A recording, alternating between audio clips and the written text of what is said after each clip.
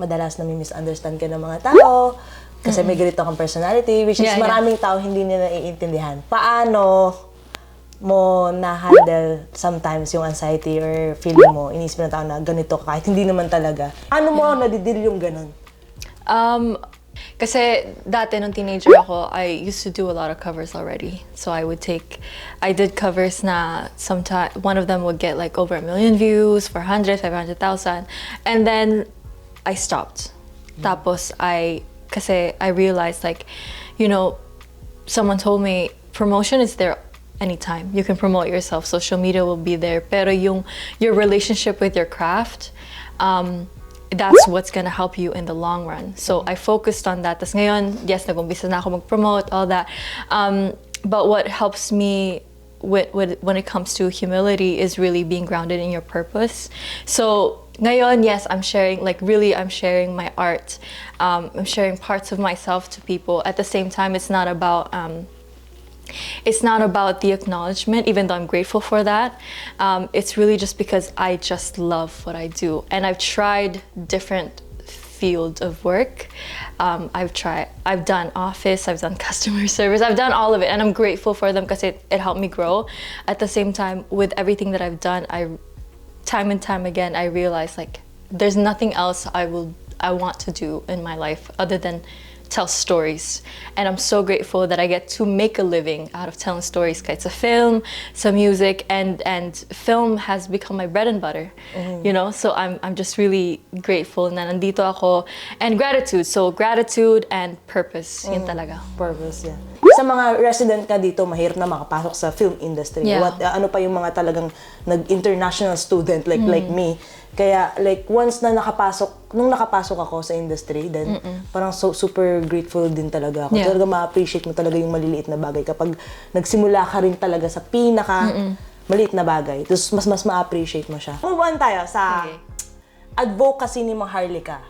Okay? Kasi 'di ba, nasabi mo may nag-beauty queen ka, pero hindi natin masyado na-tackle ano yung advocacy mo before and until now na pinanghahawakan mo. Yeah. Environment. And I mean, sa Philippines pa lang, batang QC ako. So, talagang city, di ba? Pero at the same time, all the memories that I have sa nature, across the Philippines when we travel, like I keep that close to me. Tas dito rin, like in Canada, the environment in Canada and the environmental scientist community in Canada is something I cherish. I think it was nung grade 9 ako, nung science class, pinanood sa amin ng teacher namin yung documentary ni Rob Stewart. Sorry. Rod Stewart is an artist. Rob Stewart was a documentary filmmaker, and he's Canadian, and it's called Sharkwater.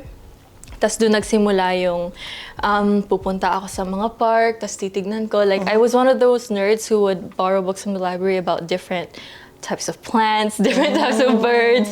Tapos, kunwari, like, nagkukunwari akong scientist nung teenager ako, I would get my tape recorder, tapos, this is a plant and I found it, yung mga ganon. And then, actually, yung song ko, Nakalikasan, I started writing it nung high school pa lang ako. Like, I already had it. I just never had, like, it never felt like the right time to release it. Tapos, I also revised some of the lyrics nung nag-mature na ako bilang lyricist, and yun, pinanghawakan ko pa rin hanggang ngayon. I'm still an environmental researcher. I have a few research projects na nasa website ng University of Toronto, which I'm really grateful, and I'm gonna continue to do it. Yeah. Dapat may advocacy rin pala tayo.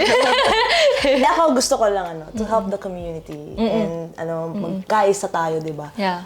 Yung lagi kong sinasabi, kung hindi mo kayang maging mabuti sa lahat or sa harap ng maraming tao, at least huwag mo silang i-pull down, 'di ba? Don't pull them down. Yeah. Like a community that uplifts each other. Yes. Yeah. Support lang, 'di ba? Akala ko working ka lang. And nag-aaral ka, then may work ka pa. And then may film ka pa. And then artist ka pa. So, kaya mo pa ba? Paano maging Maharlika? Actually, yung ganitong lifestyle na envision ko na nung high school ako. Kasi tinatanong ako dati ng mga tao, ano yung gusto mong gawin sa buhay mo? Tapos parang sobrang, alam mo yung passionate rant na, ay gusto ko mag-beauty pageant, pero gusto ko rin maging filmmaker, pero gusto ko rin mag-environment, pero alam mo yun, and you know, I would get a lot of advice na, you know, you should only choose one career. Kasi, like, it's too much, whatever. Pero, like, one thing with me is that I'm stubborn with what I want to do. So, sabi ko, okay, sige, like nung high school pa lang, sige, gusto ko pa rin gawin lahat ng to, so I have to get used to this lifestyle. So actually, nung high school ako, like, I would hang out with my friends once a week. Pero most of the time, I would be in the library, like, reading books on songwriting or the environments or filmmaking or whatever it is. Tapos, I remember that time, apart from my studies, I was the president of 2 clubs. And then I would come home, write songs, make covers. Tapos, minsan, siguro nung high school, for all 4 years, mga 3 to 4 hours max tulog ko. Oh, yeah? Yeah. So, masasabi mo yun yung pinaka-peak mo na talagang nag-create ka, nag-write ka? Or hindi naman? I think I've been able to maintain it, pero yun yung parang minomold ko pa yung sarili ko, like who I want to be. And I always thank that version of me. Like I said, like I would always talk to myself na, my younger self na, if I hadn't done all that, I wouldn't be able to like going to U of T, and it's a really challenging school, and then filmmaking, and I get to work with amazing people, amazing creatives, amazing legends, and music rin. And so at this point, it's just the same lifestyle pero evolved. So honestly, like, I would see my friends once a month, sometimes once every other month, pero talagang wala akong inatupag kundi school, creative projects, and just, Oh, that was your lifestyle before. yeah. Kaya parang mas nag-ano ka, okay. Yeah. Kasi labas na. Yeah, siguro wala akong talent. Kasi sa family mo, ikaw lang yung sa music or mga kapatid mo? No. I Lahat was kayo? born into music. Kasi yung parents ko, they were in a Christian rock band in the Philippines. It was called Lampara Band. Nung bata pa lang ako, they would always take us to their performances sa Philippines, sometimes sa Hong Kong. And sa filmmaking, this is like a path that I took as an individual on my own. Pero sa music, it's just been there always. Kasi sa family ko, actually, yung family ko, marunong sila tumugtog lahat. Music, ano din yung family ko. Ako lang ang hindi. Kaya feeling... Hindi, feeling ko talaga ampun ako. Joke lang. But, kumbaga, ako lang yung sa families, like sa laki ng family, feeling ko, ako lang yung may ganitong craft, yung ginagawa ko yung ganito, iba. But wala akong talent sa music. Lahat sila meron. I mean, that type of life, kasi I believe that it's still ingrained in you, but it's just manifested in a different way. Like, music is storytelling, and you're still telling stories. Gusto ko yung sinabi mo na like before pa lang naiisip mo na ito yung mga gusto mo. Yeah. Kaya napaka-powerful ng mind. Kahit before pa lang iniisip mo na mangyayari ito yung gusto kong mangyayari. Mangyayari talaga as long as naniniwala ka. And may faith ka na someday it will happen. It's gonna happen. No? Kaya ang powerful ng isip, kailangan positive ka lang palagi. And preparation. Preparations. Yeah. Yeah. Siyempre, kailangan may effort ka din na ginagawa na hindi lang basta dadating sa harap mo yung gusto mo. kailangan mo ring mag-work hard, effort, matuto. Everything. Yeah. Hindi pwedeng walang easy. Kasi parang nabanggit mo na na-enjoy mo yung process. Yeah. But siyempre, sa age natin, Yeah. yung pressure ng age na, okay, kasi di ba, ako personally, ang dami ko pang gustong magawa. Yeah. But ando doon ako sa kalagitnaan na, okay, nandito na ako sa industry ko and kahit papano, nagagawa ko naman yung mga bagay na gusto ko. But ikaw, tinatamaan ka pa rin na nape-pressure ka kasi, okay, ganitong edad na tayo but still, eto pa, ganito pa kalaki or ganito pa yung big picture pa yung kailangan kong ma-achieve. Yeah, like nearly every day. Kung hindi nearly every day, every day. Talaga? Yeah, Ganon? kasi like for instance, with my personality, I've always been like a planner. So like kahit nga nung nakikita ko yung mga notebooks ko nung elementary ako, bawat oras ko planado kung anong gagawin ko, mga ganon. And I had a timeline in my mind na dapat by this age, blah, blah, blah. And life isn't like that. and going from a high school nerd na, you know, you can study for a test and you can prepare yourself for that test and then whatever. Yes, I'm going to university, but also in adulthood na life doesn't always go that way. Sometimes you're tested before you can even review for anything, and that causes a lot of delays sa buhay. But I guess it's just really evolving your perspective of life pagdating sa pressure na, like I said, you adapt to situations, and also there's beauty in timing that didn't really come from you. Like, for instance, there were a lot of opportunities that came to me sooner than I expected. There are a lot of opportunities that came later than expected. Pero there's beauty in that. Like, there's beauty in the mystery of life, in the surprise. There's beauty in the challenges kasi hindi tayo matututo kung...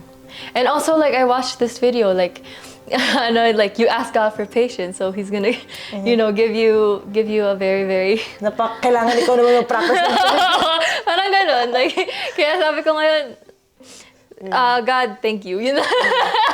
Paano mo nalaman yung nabanggit natin kanina, yung purpose, di ba? Sometimes, marami sa atin na, alam mo, nadadown, nadadepress, kasi for me, yun yung cause na hindi mo alam yung purpose mo sa buhay. Ako lang like sa experience ko before, nagdaan sa akin yan last year. Na-share ko kasi last year, parang okay ako, like everyday, okay ako sa career ko, but wala akong ganung kaliwanag na vision. And dun ako na-depress. One time, nakalagpas ako ng bus stop. Sabi ko, kasi ewan ko, nag-iisip ako ng malalim. Nakalagpas ako ng bus stop. So bumaba ako. And pagbaba ko, dahil lang nakalagpas ako ng stop ko, iyak ako nang iyak. Sobrang breakdown ako. Talagang nag-snap na. Oo, parang lahat na parang, okay, ano mong ginagawa ko sa buhay ko? Pero okay ka naman. So, hindi mo lang, kaya for me, na-realize ko nung time na yun, kasi wala akong clear vision kung anong gusto ko. Like, alam ko kung anong gusto ko, but wala akong end game. Nabanggit ko to last time. Ano ang gagawin ko sa dulo ng buhay ko? Like, okay, happy ako, ito sa ginagawa ko, ito yung craft ko. But anong gagawin ko sa dulo? And yun nga, paano mo malalaman talaga yung purpose mo? Like, for you, sa experience mo, paano mo na-discover na, ay, ito pala yung purpose ko sa buhay? You know, dati rin, like, actually, I've gone through a recent growth, pero that, like, before I used to think that, you know, to find my purpose is to find the career path that I want in my life. And I was like, okay, so songwriting is my purpose, filmmaking is my purpose. But I came to a point where I realized now that those are just tools to express my purpose. Kasi this might sound as cheesy as possible, pero purpose is really about love and pagmamahal. How do you express that to the people around you? How do you share that to the world? And, you know, filmmaking and music and even research and whatever it is that I do, these are tools for me to express that love. So I express that love through music. I express that love through film, not just through my creative work, but the people that I meet along the way as I do them. And when I come home, how I talk to, you know, the people that I love and to my friends. So, you know, I realized that, you know, because I went through a phase where everything was taken from me, like metaphorically, like I took a break from school. The job market was not really good. It was not doing well. So, and I was an achiever as a high school. So like I let my achievements define me and my grades define me. So who am I outside of my achievements? Who am I outside of music? Who am I outside of how I look? Who am I outside of, you know, all these things? And I realized that it's love. And now that I'm back and, you know, talagang tadhara na sa pagmumusika, pag filmmaking, it's really because I want to share this love, not just through my creative work, but through the people that I meet along the way. We met along the way. Like I said, these are tools. And so it's okay if you don't know like the concrete plan that you have, like what is it that you're gonna do at the same time, as long as you know that every single day you're acting and expressing love in different ways. That's what matters.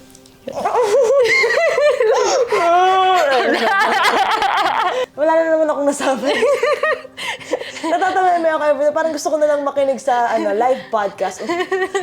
Can you share with us na time or moment na na-test talaga yung faith mo?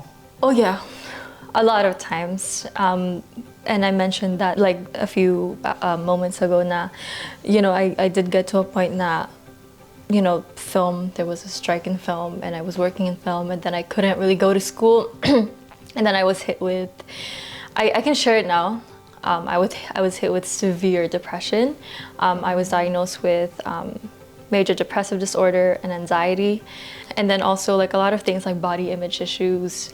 And then my first time talking to a psychiatrist, she said like, Angel, I think that, you're one of those that if you get a 98 and not 100, you're not gonna be happy with yourself. Really? Like you're gonna focus with that 2 mistakes, like, like really perfectionist, like I have to do everything perfectly. And like I said, like, for the longest time, I let that define me to be a good student, to be a good this, to be a good that, you know?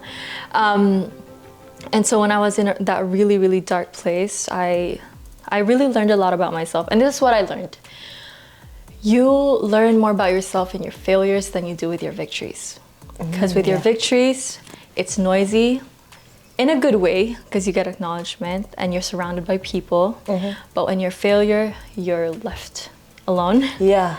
And you have to face your demons, your monsters. Otherwise, you're gonna be staying there. Tumatas yung baliw. Hindi, seryoso. Nag-goosebumps ako. Hindi, kasi like na-experience ko din, di ba? Like na-mention ko siya like last podcast din. But as unscripted na, alam mo, like kapag nasa sobrang dilim ng isip mo or sobrang down ka, hindi lahat ng tao nandyan for you. And dun ka mas magiging stronger kung paano ka mag-bounce back sa sarili mo ulit. No? Yeah. And mas matututo ka talaga dun. Kasi, ang bigat-bigla ng ko sa sinabi mo. Okay. Parang binamaan ako. Hindi ko talaga, biglang lumabas yung ibang personality ko. Pero alam mo yun, parang, kasi nga, last year, siya yung pinakamalaking impact, pinakamalaking lesson na nangyari sa akin. Kaya, nagigets ko kung ano yung sinasabi mo. Agree talaga ako doon. And, ang hirap din kasi, kailangan, kahit sabihin mo, kahit mo aware tayo na kailangan positive tayo, kailangan harapin natin everyday, hindi mo maiiwasan, may time talaga na dadating na ang daming pumapasok, ang dilim ng isip mo. Yeah. Diba? Ano daw yung nag-cause or yung root na parang, bakit kaya parang feeling mo kailangan perfect ka, perfectionist ka na yung pinaka-konting bagay pa na hindi mo nakuha, kailangan makukuha mo pa rin?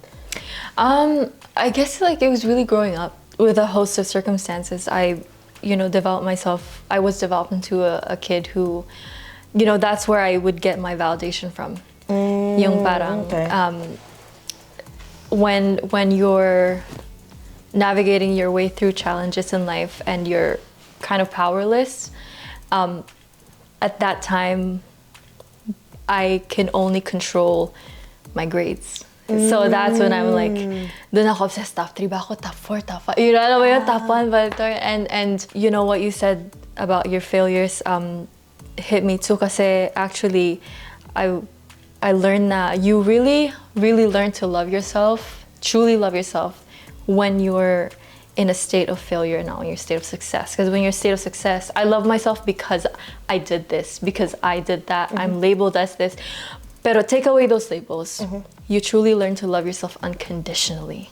Kasi kahit nandito ako ngayon, kahit wala kang malalagay na label sa sarili mo, you love yourself. And I think that, that's the highest form of love that you can give for yourself or to anyone, actually. Yun.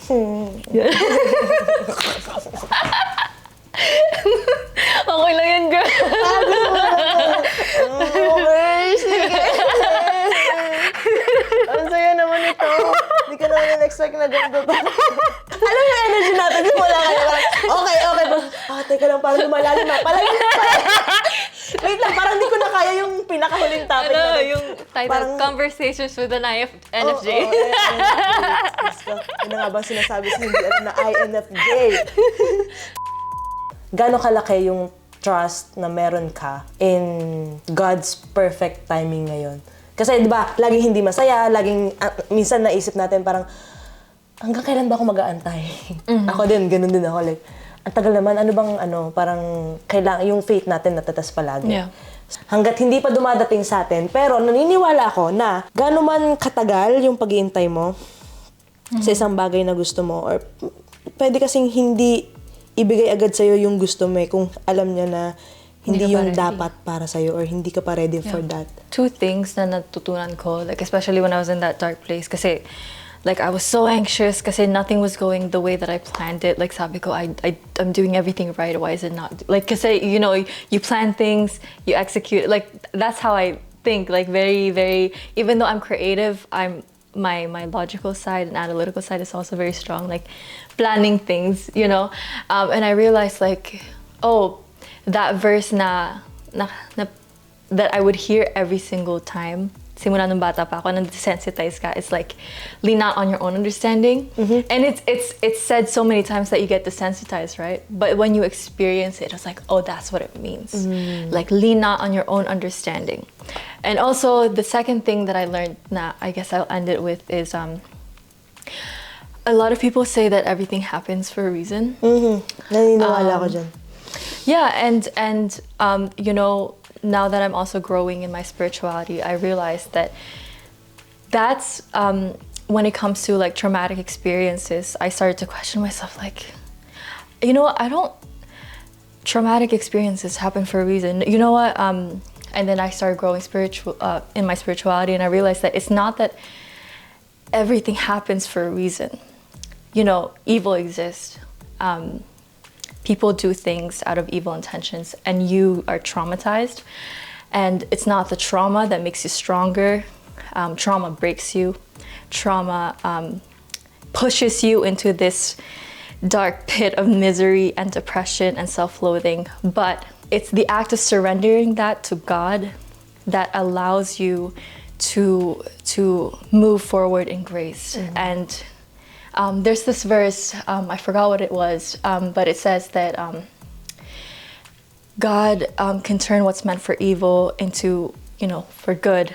And, you know, a lot of people say to comfort people who experience traumatic experience, like, it's okay, everything happens for a reason. But sometimes, a lot of times, these evil, you know, these traumatic experiences, they happen. It's just life happening.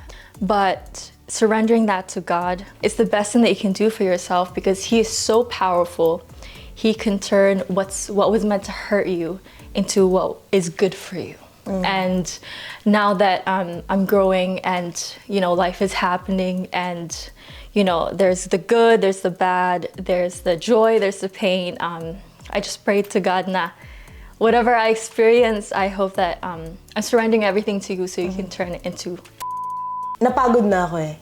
Sa sobrang, kasi mas hinuhold mo yung bagay, mas gusto mong kontrolin, mas na-frustrate ka. So, mas lalo kang nada-drag down. Yeah. So, ako, yun din yung natutunan ko din last year na, okay, surrender ko lahat. Hindi ko iko-control. And then, magtitiwala ako na, alam ko, sa dulo ng laban na to, nandyan ka, and alam mo yung plano mo para sa akin na mas makakabuti at the end of the day. Parang, yun lang. Uy, ang ganda. Thank you so much. Yeah. Thank you din. Pero hindi pa tapos, may isa pa. Oh. Yung isa pa is yung plans mo. Like, mga plans mo sa career mo, as a filmmaker, as an actress. I know, nagawa tayo ng movie. Nagkatrabaho kami. But ito lang yung pinakamahabang usapan namin. Then ito pa sa podcast. And sobrang grateful ako nag-visit ka dito. And dami ko natutunan sa'yo. Yeah, ako rin. Same. And yun. Thank you. Share mo yung mga plans na pwede nilang abangan sa kay Maharlika. Yeah, so I've been performing it across the Greater Toronto area, yung mga bagong songs ko. But I'm really excited to announce that my EP, pero it will be released on a rolling basis. Starting next month, I'll be releasing a new singles every month, and the first one is called Romantico. So I'm really excited and just really sharing more content to connect with you all more. Yes, thank you, Yeah. thank you so much, Maharlika. And yeah, sana abangan nyo. And then, sa susunod na summer, ewan ko kung lalagari ka pa, madaming, sobrang busy Yes. ng schedule ni Yeah. Maharlika. And ang dami nating natutunan. Sana kayo din. Yeah. Natutunan kayo sa topic namin kasi ang dami namin natutunan sa isa't isa. And yun, thank you so Thank you much. rin. Magbabalik po ang Little Little Talks Talks. next episode. Mali mo part 2.